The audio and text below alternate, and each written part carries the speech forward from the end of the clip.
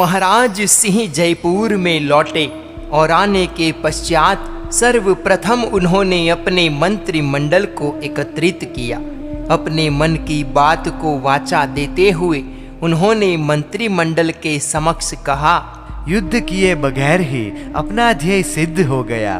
बेवजह घोर हिंसा को टाला जा सका, पर इस घटना के आसपास और रास्ते में देखा हुआ मत्स्य गलागल का दृश्य, उसको लेकर मेरे मन में काफी मंथन चला। क्यों दुर्मति सामंत ने उत्पात खड़ा किया था? राज्य के विस्तार की लिप्सा ने ही उसे उत्पात मचाने के लिए उत्तेजित किया। इस संसार के रंगमंच पर ऐसे उत्पात मचते ही रहते हैं। जीवात्मा ऐसे कुकर्म करके मौत का शिकार होती है, दुर्गति की खाई में गिर जाती है। वैषयिक सुख तो जहर से भी ज्यादा खतरनाक है। लाखों वर्षों तक उन सुखों को भोगा है, न जाने आत्मा में कितना जहर इकट्ठा हुआ होगा। उस जहर के असर से आत्मा को मुक्त करने का एक ही उपाय है, और वह है श्रमणत्व, यानी साधु धर्म।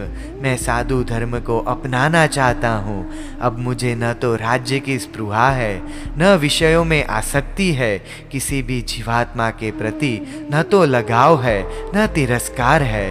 दुनिया के साथ अब मुझे कुछ भी लेना देना नहीं है। एक कार्य मेरी ओर से शेष बचा है, युवराज आनंद का राज्याभिषेक। वह करके मैं साधु धर्म का स्वीकार करूंगा। महाराज ने अपना वक्तव्य पूर्ण किया और मंत्रिमंडल सकते में आ गया। महाराज की वैराग्य से छलकती बातें सुनकर किसी को इसका अंदाजा नहीं था कि महाराज इतना जल्दी राज्य के त्याग का और साधु धर्म स्वीकारने का निर्णय कर लेंगे। महामंत्री खड़े हुए, महाराज को प्रणाम करके उन्होंने अपना वक्तव्य प्रारंभ किया। असंख्य वर्षों से जयपुर के राज परिवार की यह परंपरा रही है। राजकुमार जब योग्य उम्र में कदम रखे तब उसका राज्य अभिषेक करके राजा और रानी चारित्र का रास्ता अपनाए। इस संदर्भ में महाराज का यह निर्णय समुचित है। और फिर महाराज और महारानी ने तो आचार्य श्री धर्मघोष सूरी जी से जिन धर्म को स्वीकार किया है, उनके रोम रोम में जिन धर्म परिणित हुआ है, उनके विचारों में धर्म है, उनके आचरण में धर्म है। अतः सर्व त्यागमय साधु धर्म का स्वीकार करने की भावना दिल में उठे, यह स्वाभाविक है। महाराज, हम आपके श्रेय मार्ग में रुकावट नहीं बनेंगे। हम मंगल कामना करते हैं कि आपका श्रेय मार्ग निर्विघ्न हो। महामंत्री का स्वर नमी से भर आया। उपस्थित अन्य मंत्री भी उदास हो उठे और वातावरण बोझिल हो उठा। तभी महाराज ने राज पुरोहित को आज्ञा दी, राजकुमार आनंद के राज्याभिषेक का अच्छा सा मुहूर्त देखकर मुझे बताइए, पर देर नहीं करनी है।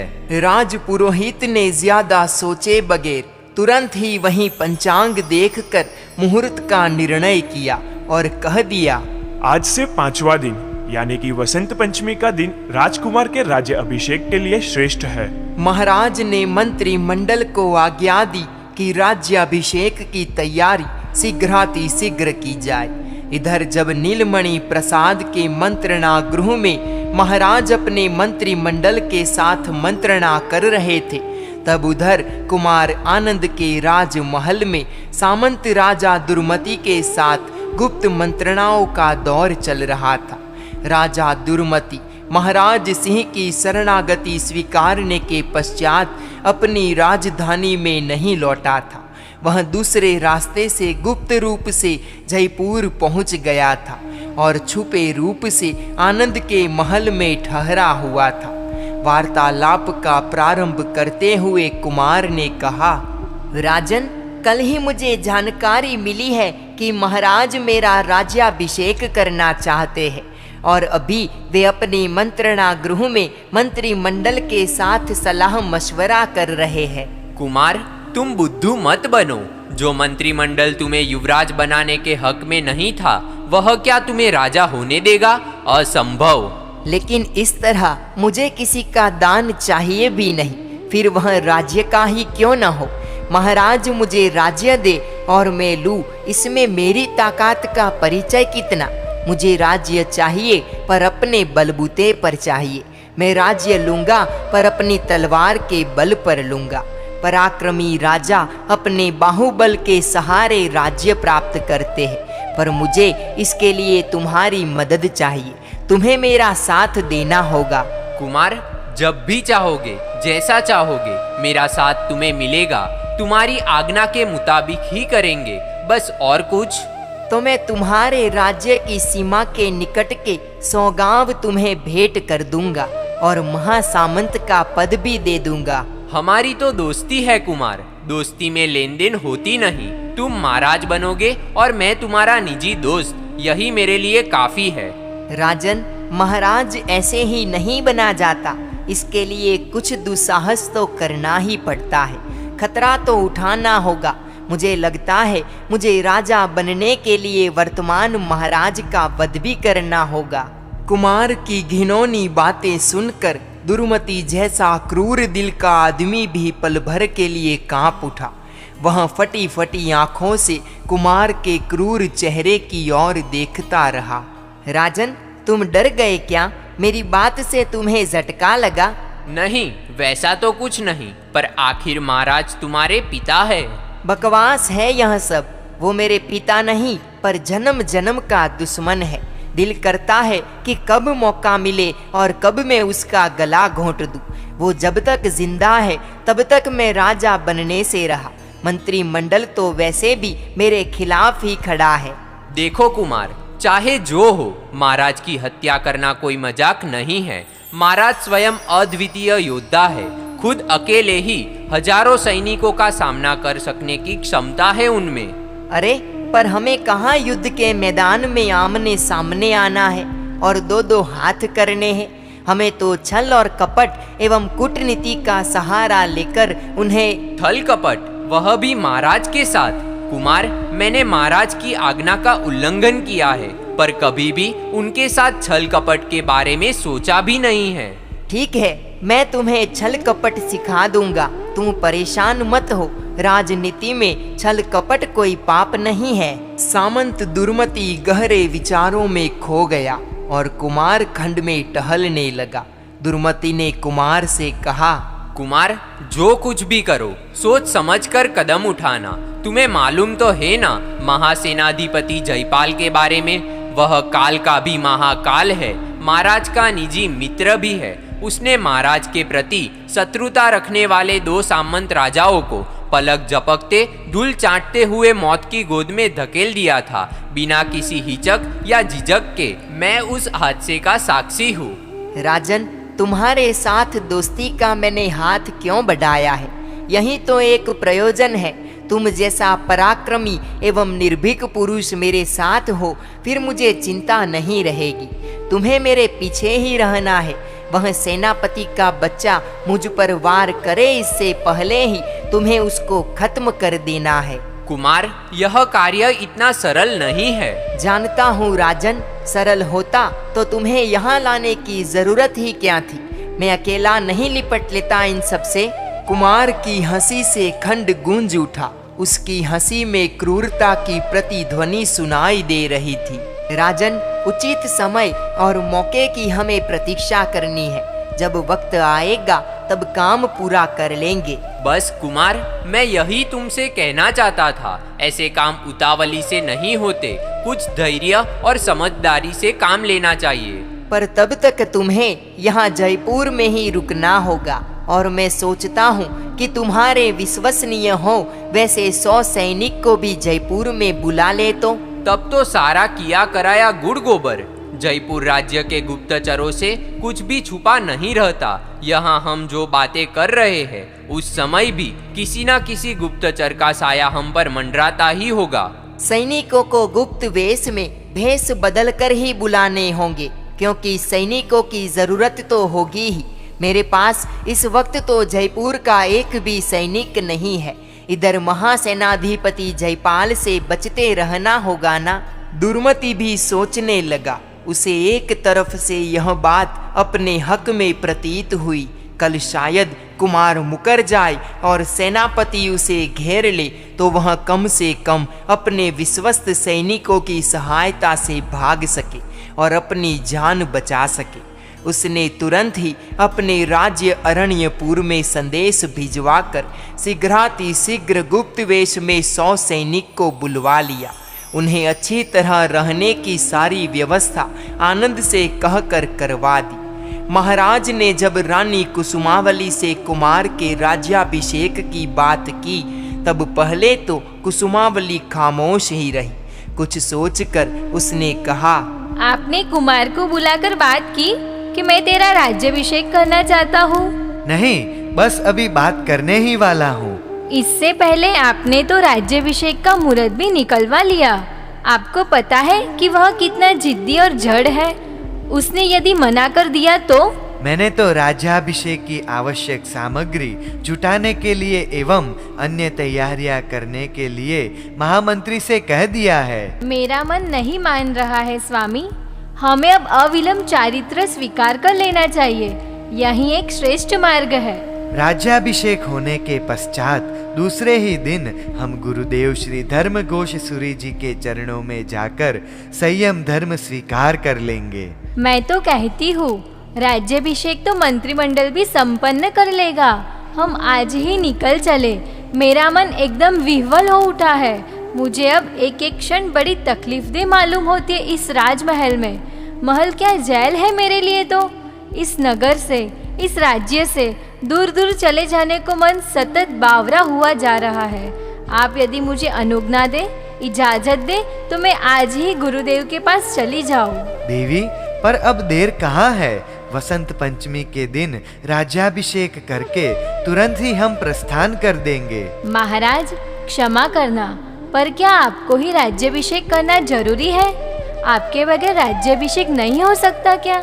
हो सकता है, परंतु अभी हम राज्याभिषेक किए बगैर साधु जीवन अंगीकार कर ले तो उचित नहीं होगा। मंत्रिमंडल भी इजाजत नहीं देगा। ठीक है, जैसी आपकी इच्छा। मैं तो आपके चरणों की मामूली दासी हूँ। ज्यादा क्या करूँ? मुझे कुछ अच्छा नहीं लग रहा है। अशुभ की आशंका मेरे अस्तित्व को खाए जा रही है। महादेवी, शुभ या अशुभ सब कुछ कर्मों के अधीन है। हमें शुभ में भी सावधान रहना है और अशुभ में भी जागरूक रहना है। जो कुछ शुभ अशुभ होना है वह होकर ही रहेगा। भवितव्यता को कौन मिटा सकता है या बदल सकता है? देवी, मन से डर को निकाल दो, निर्भय और निराकुल हो जाओ। कुसुमावली महाराज की निर्भीक वाणी एवं संतुलित व्यक्तित्व पर प्रसन्न हो उठी। पर उसे जब से गुप्त खबर मिली थी कि कुमार के महल में सामंत राजा दुर्मति आकर ठहरा है, उसने तुरंत ही मदन रेखा के द्वारा सेनाधिपति जयपाल को सावध रहने की सूचना भी दे दी थी। महाराज, अकेले कहीं भी जाए नहीं। जयपाल को हर वक्त साया बनकर साथ ही रहना है। जयपाल ने भी अपने निजी गुप्तचरों से सामंत राजा के कुमार के महल में रहने की खबर प्राप्त कर ली थी। वह सतर्क हो उठा था। राजमहल के चारों ओर सशस्त्र सैनिकों के दस्ते बराबर जमा दिए थे। इस बात का पता कुमार को अपनी एक दासी के द्वारा लगा कि राजमहल के चारों तरफ सशस्त्र सैनिकों का पहरा लग चुका है। आपका राज्याभिषेक तय हुआ है, इसीलिए कड़ी सुरक्षा के प्रबंध किए गए हैं। दुर्मति ने मौका साधकर कुमार के कानों में समझ में आता है।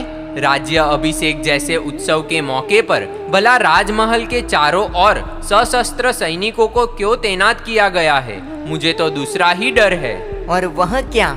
तुम्हारी योजना कारगर हो इससे पहले ही तुम्हें हमेशा के लिए चुप करा देने की योजना है यह। यानी कहने का मतलब क्या है तुम्हारा? तुम्हें राजमहल में बुलाया जाएगा, फिर घेर लिया जाएगा और तुम्हारे धड़ से सिर अलग कर दिया जाएगा। महाराज कभी भी ऐसा नहीं कर सकते। तुम जब ऐसा करने का सोच सकते हो, फिर महाराज क्यों नहीं कर सकते? और फिर राजनीति में सब कुछ जायज है। यह तो तुम्हारा ही कथन है। मान लो कि महाराज ऐसा नहीं करते। अरे मंत्री लोग करेंगे, सेनापति कर सकते हैं। मेरी समझ में कुछ भी नहीं आ रहा है। मेरी समझ में अच्छी तरह आ रहा है। कुमार, तुम्हें यह तो अच्छी तरह मालूम है ना कि तुम्हारी माता महारानी तुम्हें तनिक भी पसंद नहीं करती। वे तुम्हारा चेहरा भी देखने को राजी नहीं है। देखा है तुमने कभी अपनी माँ को? याद है तुम्हें अपनी माँ का चेहरा? वो तो तुम्हें पिता का हत्यारा ही मान रही है, इसलिए तुम अपने पिता की हत्या करो। इससे पूर्व ही वह तुम्हें इस दुनिया से विदा कर देना चाहेगी। कुमार की चिंता गहराने लगी और वह चिंतित हो उठा। इतने में ही द्वारपाल ने आकर निवेदन किया। राजकुमार, आपसे मिलने के लिए महासेनाधिपति जयपाल स्वयं पधारे हैं।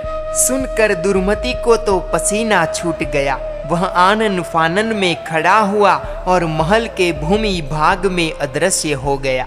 कुमार ने महल के द्वार पर जाकर जयपाल का स्वागत किया और दोनों कुमार के मंत्रणा खंड में आकर बैठे। कुमार, महाराज की ओर से आपको शुभ समाचार देने आया हूँ कि वसंत पंचमी के दिन आपका राज्य अभिषेक करने का निर्णय लिया गया है। महाराज चाहते हैं कि आप उनसे महल पर जाकर मिले।